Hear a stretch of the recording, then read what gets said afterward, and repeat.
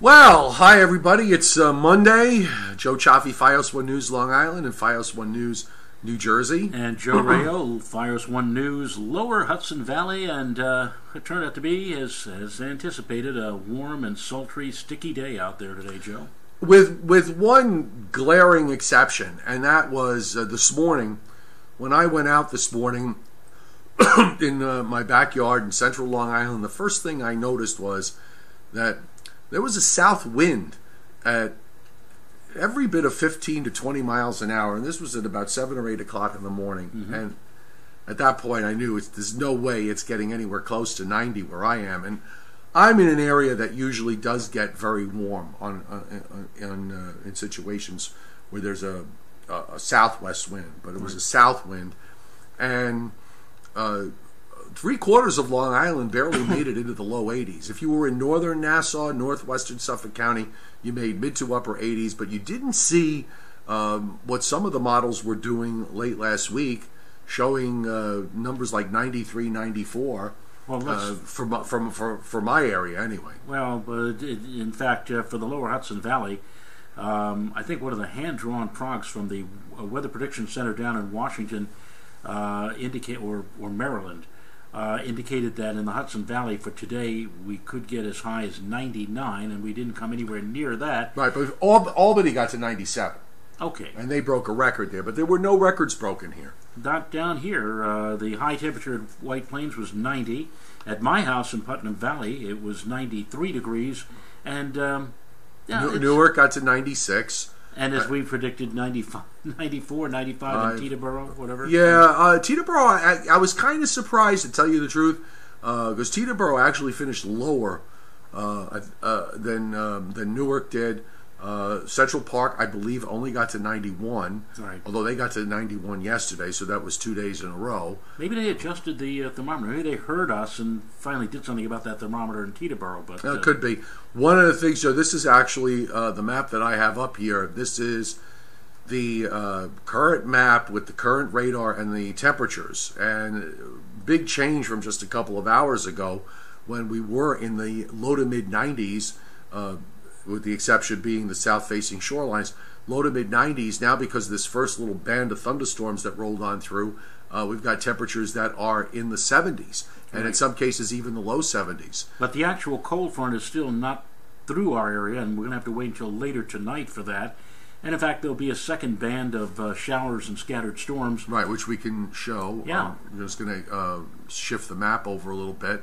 And you can see the storms that are up in western New York, northwestern Pennsylvania. That's moving southeastward. And there are, in the yellow boxes, are some various severe thunderstorm warnings that are up. There were warnings up for a number of counties in northwestern New Jersey. They all pretty much expired except for a very small portion of southern Hunterdon County as of 8:50. But that's going to go too. So if you're watching this later, just a note of caution. If you're watching this for the first time at 11 o'clock tonight, check your local National Weather Service radar for the latest radar view, because this is back from 8:50 Eastern Time. Right. But there's that second line. Right. And looking at, for example, models like the HRRR and other short-term models, there'll be one more round. I'm going to bring it up. Go ahead. Keep going. Well, there'll be one more round, it appears, of showery and thundery weather. It does not look like of the same potency as what we just saw in parts of our viewing area, at least in the Lower Hudson Valley. But we're not done yet. We're still going to have to go through another round of showers and possible storms, maybe until as late as 2 or 3 in the morning, at least up in the Hudson Valley area. And then after that goes on by, we should begin to finally see some noticeable improvement of the weather. And the interesting thing about tomorrow is it's going to be, by normal standards, a very warm day, mid to upper 80s, and yet the humidity is going to be cut in half at least. Absolutely. The dew point temperatures tomorrow are, instead of being where they were today, dew points will probably be in the mid-50s, and that'll make it much more comfortable, more tolerable, as opposed to what we went through today. So here's the HRRR. The storms that are moving through now moved through northwest New Jersey and now heading offshore. Let me see if I have to back up a run here or not. Nope. So here's that second line, and this is at I'm trying to read the time here. So I think you have that up. This is actually at 2 a.m. Right. So at this point, that second line looks like it peaks intensity at around 10 p.m. tonight, and then it weakens as it moves southeastward and then basically disappears. You know, the SPC, the Storm Prediction Center, we were talking earlier about whether they were going to put up a severe thunderstorm watch.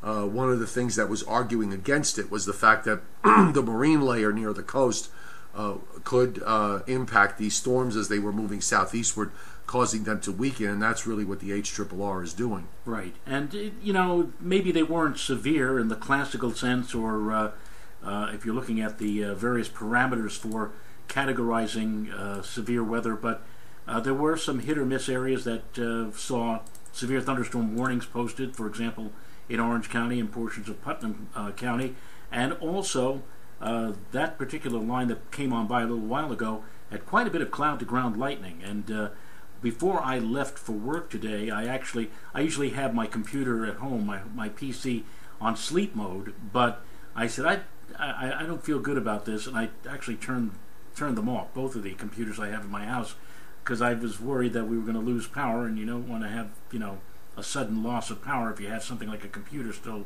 in operation. But as it turned out, that did not happen. Now, you know, whether or not we get another round of possible electrical activity later tonight is yet to be seen. Those of you who are on, we'll address your comments in just a second. Just want to run through what's going to be happening tomorrow. So this little push of dry air, the frontal boundary stalls out across Virginia, and then it looks like we're going to get a bit of a wave that might bring a few showers here Wednesday night into Thursday morning. Doesn't look like a big deal. Maybe even you could argue that they may not even make it up your way. And then that goes out, and then it looks like another dry, at best seasonal air mass comes in for the end of the week, and then another one of these warm front, cold front situations for the weekend. I don't see anything here, Joe, that suggests that today was one of those odd hot days, and we had a beautiful weekend. And yesterday was very warm, but it was still reasonably comfortable in my view. But we don't really see anything in the pattern that says that we can string together more than a day or two of really, of hot and humid weather, and that goes on for at least another 10 days. The flow is just too fast, and as I noted last week, back in the day when you and I were a lot younger, going back a number of years ago, we could remember patterns where everything was just absolutely stagnant, and we would go day after day after day after day with nothing but hot, hazy, humid weather. Right. And this is not the case now. I mean, one of those big, what do we have? Like one of those big 597 ridges over the eastern half of the country, and everything trying to come down from Canada being deflected away to the north. Here it's the opposite, where we do have the ridge that popped up this weekend and into today, but you keep getting these troughs and that are going into eastern Canada that flattens the ridge out. Right. And there's one that's coming through now. There's another one that's going to come through on Thursday. And even though it tries to come up a little bit over the weekend, here's yet a third one as we move into the first part of next week. Right. So until we get a general breakdown of the pattern, as I said, I think it's going to be really, really difficult to string together more than a couple of days of if you want days like today, it's going to be very hard to string more than one or two of those at this point. I hope I don't know how many of you enjoyed this day, but I'm quite hoping that we remain in a fast-moving pattern right on through the upcoming time. It's not even summer officially yet. Summer officially will arrive at 6:09 a.m. on Thursday morning with the summer solstice, and I tell people, I said, to me, that's this one of the saddest days of the year, because right after that, the days start to get shorter again. Right. And I don't pay. For me, it's always one where I don't really notice it too much. Janet Forbes Dunn pointing out that it was 92 in Westwood, New Jersey, now 80. Tony Mangiello is on tonight. Nadine Fataruso de Dio. Well, she's saying hi to Barbara Bender. It doesn't even say hi to us. Do you think the second round of storms later tonight will be strong to severe? Ryan Ford, I tend to think they're going to weaken as they go down. My fishing colleague, very good friend, pool aficionado, Phil Buzz, pointing out where he is in northeastern Suffolk County, lots of lightning and more to the north. He's seeing that dying line that's going through. Right. Poor guy's been out all day working on his pool, on his boat, and all those things. Hello, Dennis Cassia, a good friend of mine. Good evening. Yes. Oh, sweetie darling, Gloria Chapflor, good to see you. Definitely raining too hard for me to walk down to my local, for sure. Well, wait a minute, because it's all getting out of here before too long. Jonathan Sachs telling us Bayonne getting smacked around at the moment with the storms. There were a lot of I did notice there were a lot of lightning strikes that showed up on our weather system. Rob Riley, 44 meatballs. I got you, bud. Hold it. Wait a minute. What? I thought that was for snow. What's that? Well, but Rob and I have we have code. Oh, you have your own. We have our own code scale. Exactly. Vicky Lombardi Osterman giving us a gracious good evening. Let's see, trying to check here. Ryan Ford wants to think that just 2 months ago we were dealing with snow. Well, that's true, but we're not going to be dealing with snow 2 months from now, thankfully. We got a ways to go before that. Joe C. This is a Rodney Dangerfield tie, Chris. Really? Is it Rodney Dangerfield? I don't know. I mean, I know Rod. I'd say you get some respect, some modicum of Yeah. respect here. I got it. All right, very good. Yeah. I'm slow on the uptake. Addison Green, who needs to go to sleep because he has to work tomorrow Wait a minute, on the midday show. Joe Rayo, Bill Corbell gave away his wife's. Oh, what was in the box? Oh. Well, we didn't. I left a message on Bill's Facebook. I said, I don't really care what's in the box. I want the curtain. I chose the curtain. Right, we went mode of the let's make a deal. Why Phil? Why no, Phil? What's no? Oh, he doesn't want the light. Maybe he doesn't want the thunderstorm because he's been busy all day trying to get his stuff together. I just saw a message from somebody way back on the scroll about Kenilworth, New Jersey being out of power. All right, let's take a look. Lightning intense in Newburgh, and that's courtesy of Kara Evans. Let's see. I think it was much further back, Joe. So All right, I'm rolling. See if when you see it, tell me to stop. Bayonne getting slammed. That's as far as it goes. Really? I could have sworn I saw somebody. If anybody out there wrote that. Oh, there it is. Parts of Kenilworth in Roselle Park, New Jersey, out of power. That was Billy Ledecky. Hope I said that correctly. Thank you for reporting that. And by the way, we do very much appreciate your weather observations and weather reports. I can't tell you sometimes how helpful getting those reports are, particularly in areas where there may not be any weather observations nearby, and they certainly go a long way to getting information out there. Thank you. 90 degrees in Murrow, Ohio, formerly of Oakdale, Long Island. Mike Nelson. Yeah, it was hot all the way back through Chicago and then some. When I was looking at some of the obs, a large swath of the Midwest getting up to 90 to 95 today. But even for those areas in northern Illinois, northern Indiana, Ohio, you guys are going to get a big break tomorrow with temperatures in the 70s, which will feel really nice. James Hoffa Barata says hi from Union City, New Jersey. Is that where Hoffa is? Rocco Fridella hoping that we get that cell on the North Shore of Nassau out by us. I don't know. Hard to say, Rocco, whether it holds together or not, but we'll see. And Magali Molina wants, please tell me if we're going to get some rain. Well, it depends on where you are. Where are you? Where are you? Because some areas yes and some areas no. Oh, in Brooklyn. She wants rain in Brooklyn. Oh. That first area cells looks like it was going down to the south anyway. Yeah. I'm just going to give a quick check, Joe, just to see. Okay, so pretty much all severe thunderstorm warnings are done.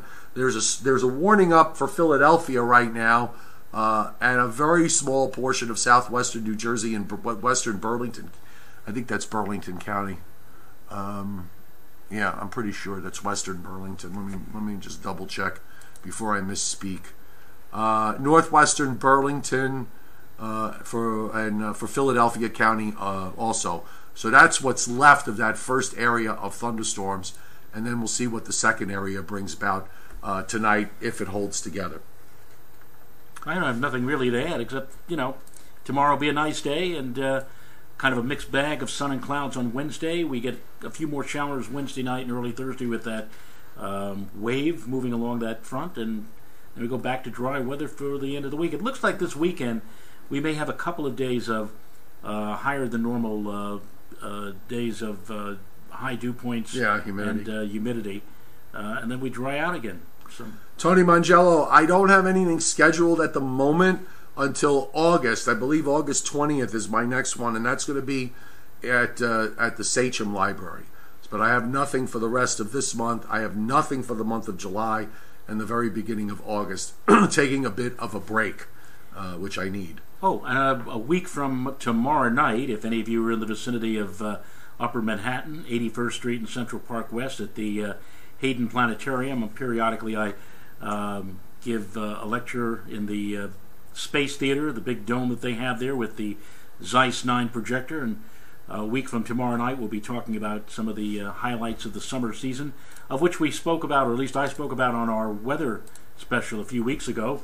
Mars making its closest approach to the Earth in 15 years, and the Perseid meteor shower in August. And one of the great things about the Zeiss projector is it's like you have the entire universe in your hand. You just flip a couple of switches or turn some knobs, and you've got the universe at your fingertips. I call it the pretend universe. But anyway, I'll be there 7 o'clock a week from tomorrow night, and if any of you are interested, you can go to my Facebook page and get more details or information about that. Joe Rayo Weather. And just a quick, Bob Apple says that Philly storm is weakening pretty quickly. Stephen Franco, good to see you. Rocco is going to come to the Sachem one. That's good. And Jimmy Zindel says the planetarium is such a cool place. Oh, it is. It is. It's a great... been going there for many, many years. Been affiliated with the Hayden Planetarium for over 30 years. And I remember as a kid, and I mean, I'm talking about when I was like 10 years old, my mom bought me a Spitz Jr. planetarium where I projected the stars on the walls and ceiling of my room.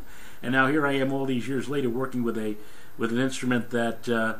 well, I think at last check, the Zeiss 9 is something like on the order of $3.8 million. And wow. just sitting there, and you think back to all those years ago, and now here I am working the big machine, and that's going to be great. All right, folks, that's it tonight for the Joe and Joe Weather Show. Thanks for being here. I'll be on at the top of the hour, Fios 1 News Long Island and Fios 1 News New Jersey. And I will be with Mr. Mike Gilliam at Fios 1 News Lower Hudson Valley as we check out the remainder of the night. Again, I think, Joe, at least for the Lower Hudson Valley, we're still in line for maybe some showery and thundery weather until about 2 or 3 a.m. Then we should be done with it and set us up for a reasonably nice, warm, and much less humid day tomorrow. The humidity definitely going down. Brian Fitzgerald and Jeff Banson have the morning covered here on Fios 1 News, and then Addison Green and Brittany Borer have the midday under control, and then Joe and I will be back tomorrow night with the latest version of the Joe and Joe Weather Show. Have a great evening. Addison, go to bed. Yes, Addison, go to bed. We'll have you on the show tomorrow. Or Reservoir. Good night.